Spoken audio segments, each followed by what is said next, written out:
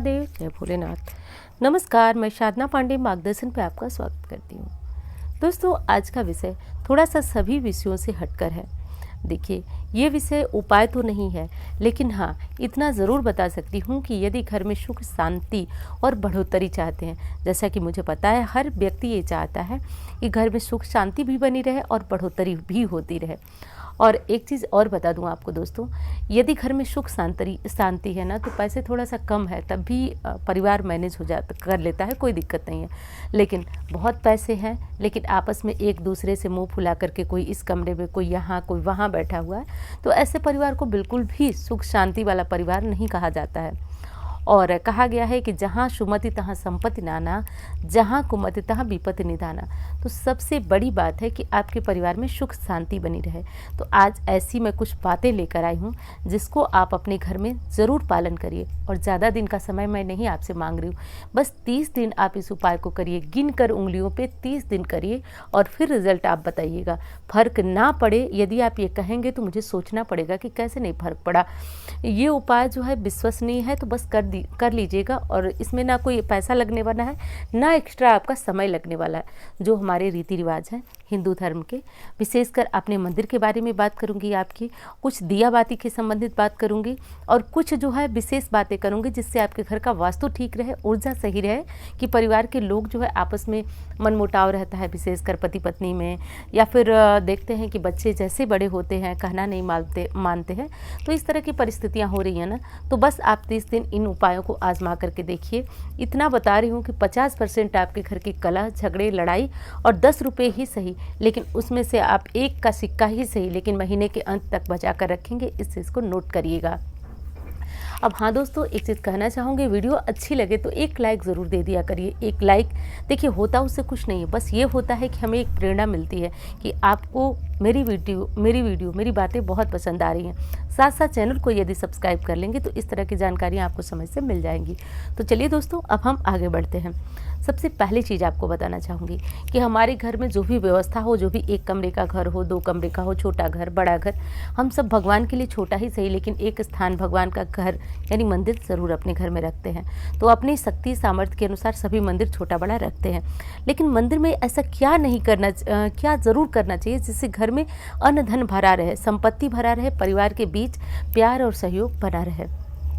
तो देखिए, आप दिन में तो सभी एक लोटा पानी भर कर रखते हैं, लेकिन ये चीज़ आप नहीं जानते हैं कि आपको शाम को भी ये पानी आपके घर में भरा हुआ रहना चाहिए। तो कहने का मेरे मतलब ना कि जैसे घर का मंदिर का लोटा खाली रहता है, तो समझिए आपके घर का धन कोष खाली होता रहेगा और परिवार में एक अजीब खलबली रहेगी। तो शाम के समय भी मंदिर के लोटे को साफ कर, बहुत सारी बहनें हैं उल्टा करके रख देती हैं कि सुबह पूजा के लिए आराम से आपको मिल जाएगा। बहुत सारे लोग आपको सलाह भी देते हैं पूजा के बर्तन पहले साफ करिए, ये वो। लेकिन मेरा कहना मानिए दोस्तों, हर नियम हर जगह लागू नहीं होता है। ये मतलब मैं पुरखों की बात बता रही हूँ आपको। इस चीज़ को जरूर पालन करिएगा। 1 लोटा जल आप दिन हो रात हो भर के रखिएगा। जल के ऊपर एक छोटी सी प्लेट रखिए, छोटी सी प्लेट स्टील की रखिए, पीतल की रखिए, जो भी व्यवस्था हो।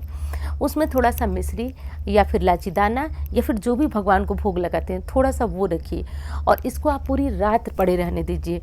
देखिए, कहा गया है मानो तो दैव नहीं तो पत्थर, विश्वास मानिए। जब कहीं से थके आते हैं, हारे आते हैं, तो वही भगवान के घर हमें आके सुकून मिलता है। उन्हीं से अपनी बातें कह लेते हैं तो मन को शांति मिलती है। तो निश्चित रूप से वहाँ उनका वास है। तो मंदिर को कभी भी थोड़ा सा भोग और पानी के बिना खाली नहीं रखना चाहिए। विश्वास नहीं मानते हैं आप तो करके देख लीजिएगा, फ़र्क आपको साफ पता चलेगा।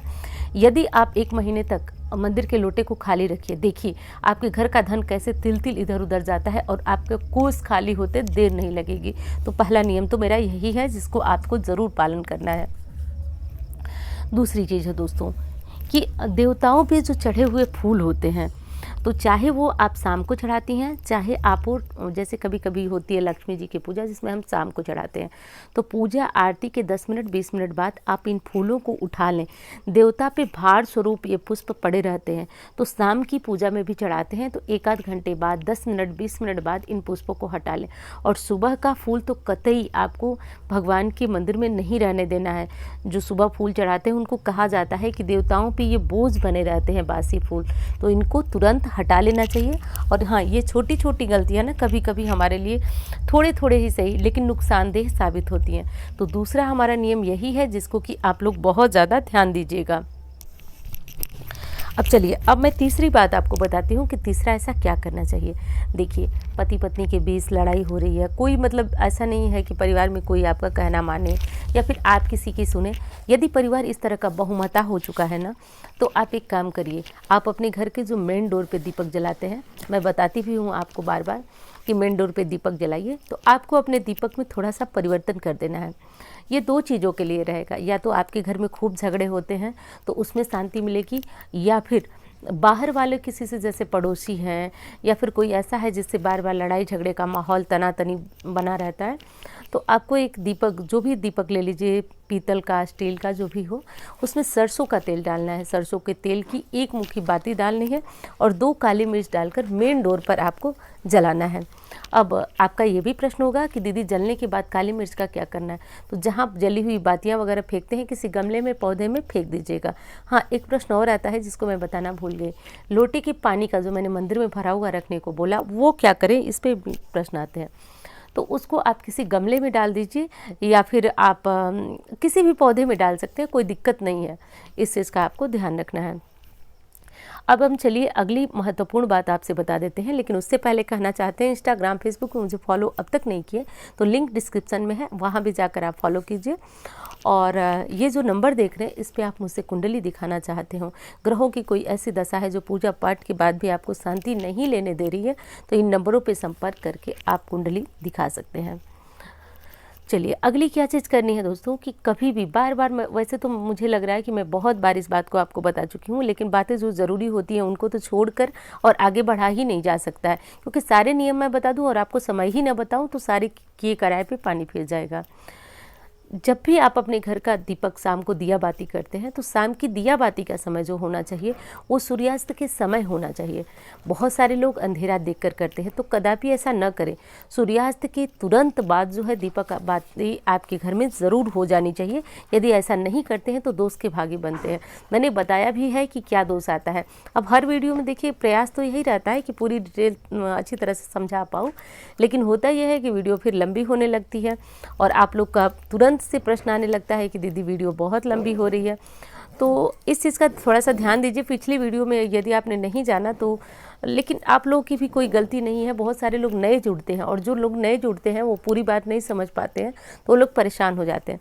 चलिए अगली बात कर लेते हैं, अगला नियम देख लेते हैं कि क्या आपको करना है। घर का जो हमारा मंदिर होता है ना, उसमें कभी भी बहुत तेज़ रोशनी वाली जो लाइट होती है लगी ही होती है। कुछ तो हम देखने में अच्छी लगती है इसलिए जलाते हैं, कुछ मंदिर की शोभा बढ़ाते हैं इसलिए जलाते हैं।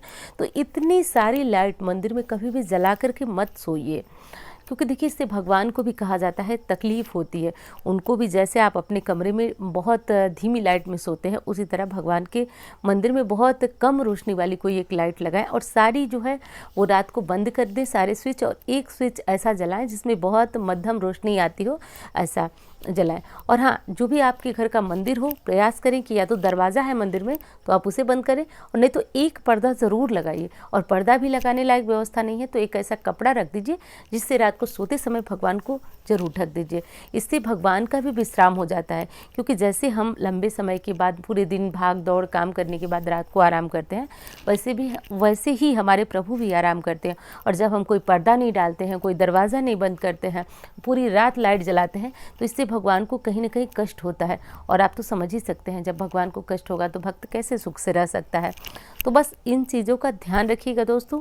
और हाँ, ये जो मैंने नियम बताए, ये जो बातें बताई, कोई नई चीज़ मैं नहीं लेकर आई हूँ जो बहुत नई बात बता रही हूँ आपको। बस ये चीज़ें हम भूलते जा रहे हैं। पहले के ज़माने में मंदिर हुआ करता था तो मंदिर के साथ क्षमा करें, पर्दे हुआ करते थे, दरवाजे हुआ करते थे। और एक चीज़ और बता दूं, हमारे, जैसा कि मैं बार बार इस बात का जिक्र करती हूँ, जब हम लोग सुबह जाते थे मंदिर खोलने या फिर दोपहर को भी मंदिर बंद हो जाता था, जब खोलने जाते थे तो हमको सिखाया जाता था, बताया जाता कि मंदिर खोलने से पहले ताली बजा लेना।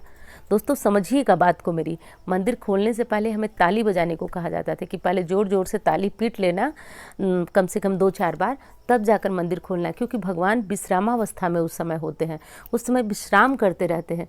तो बस वही चीज़ हम ध्यान नहीं देते हैं, घर में खूब सारी लाइट जला करके आप छोड़ देते हैं मंदिर में और पर्दे नहीं लगाते हैं, तो कहीं ना कहीं भगवान को तकलीफ़ होती है। तो इन नियमों का, इन चीज़ों का आपको ध्यान रखना बेहद आवश्यक है।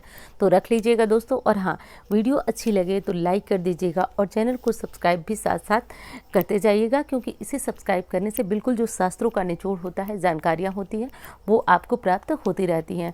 तो दोस्तों वीडियो कैसी लगी ये भी बताना मत भूलिएगा। अच्छी लगे तो लाइक कीजिएगा, चैनल को सब्सक्राइब, साथ साथ हर हर महादेव कमेंट जरूर करिएगा। भोलेनाथ सबका बेड़ा पार करते हैं, आपका भी नंबर आएगा। तो चलिए मिलती हूँ इस तरह की वीडियो के साथ। धन्यवाद।